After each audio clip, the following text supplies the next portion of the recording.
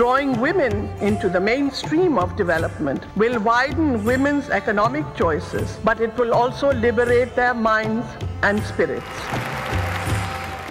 The conference started debating on how empowerment and universal education and all these related things started coming up. There was a total shift in the focus, so that was very interesting. And most important thing, I think, in Cairo, what came up was the reproductive health.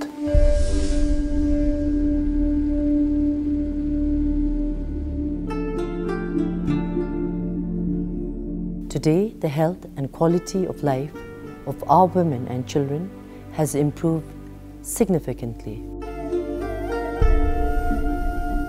Two things that has greatly contributed to us achieving the ICPD goals. One is, of course, the visionary kings who has over many years nurtured our health systems to where it is today. Second is the role Her Majesty played as in the capacity of a UNFPA ambassador, but also in her own capacity as the Queen Mother, in terms of really advocating for women's health in the country.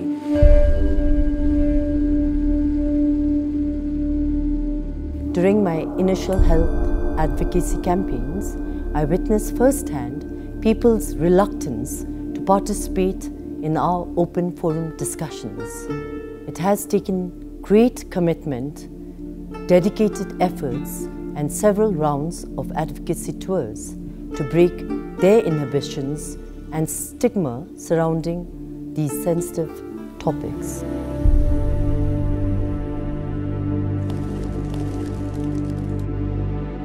Bhutan has a very difficult terrain, places that you can hardly reach by even using a bike. You have to walk.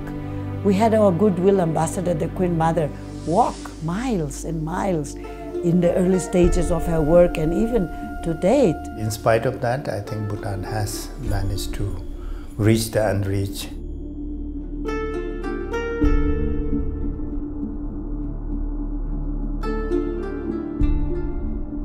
We have been guided by this development philosophy of gross national happiness. We are trying to, besides focusing on socio-economic development, our emphasis is also in terms of preserving and promoting our culture and tradition, our environment and good governance.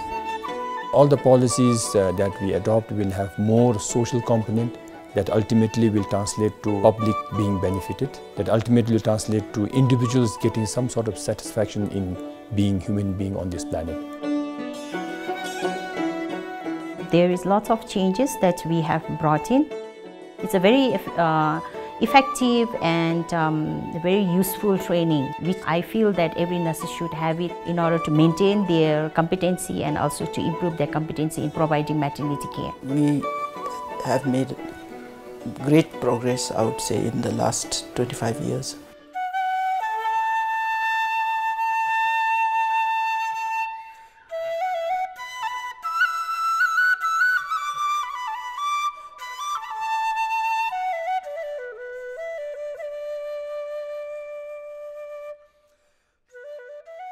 My mother gave birth to 11 children, and then one of them is me, and we have 8 of us living today. And that time, it was never heard of family planning, never heard of reproductive health services, and then they never went to hospitals to seek services. Brother-sister relationship, what else? Talking about sex was a taboo initially because of the culture and the beliefs ingrained in Bhutanese society. Now we talk openly about sex. We have introduced life skill education to all the nunneries and we have reached all the nuns. Then they begin to know of their body, their rights, then how to protect their body, how to manage their health and everything. And betani tunimyo se hakuila. Tele ngache ani tathong betalo ngache ragi kadim chibe ngache zuko chando kadebi shakobine ke kolle hakuisun. We have now youth YPR networks in our colleges and in training institutes. This YPR network helps us to grow wiser, to grow smarter. YPR has brought a lot of changes in my generation as compared to my parents' generation. I even talk about menstruation with my sister. I buy sanitary pads to my sisters. The disturbing facts emerging from my close interaction with women gave me a sense of purpose and an added impetus to take up their cause. This led to the birth of Renew. The organization is dedicated to vulnerable and marginalized women and girls of the Bhutanese society. When the community-based support system network was born in the entire country and with support from UNFPA, a volunteer like me, it gave platform for us to acquire knowledge and skills to help such women in the community. We do have a right to express ourselves, express our emotions, and we have right to protect ourselves from any type of violence.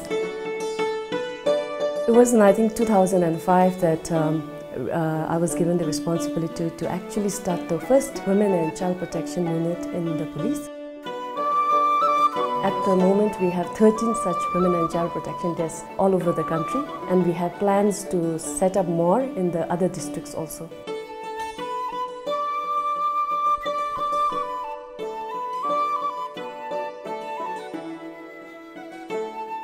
Looking at all these changes that took place over the last 25 years is very amazing. I feel very proud, and then I'm very much satisfied that we have been able to bring this much change in this country.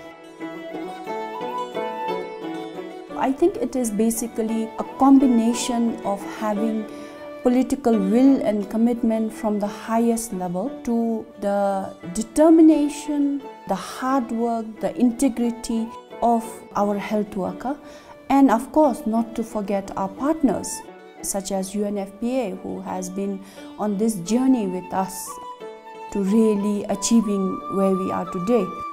I want free healthcare to continue for generations to come. I want the educational sector to be doing very well so that people of the world look up to Bhutan as standard for education, standards for knowledge, know-how must be up to date. We will all be able to see Bhutan shine and present their report to the world, and hopefully be able to say that no one is left behind.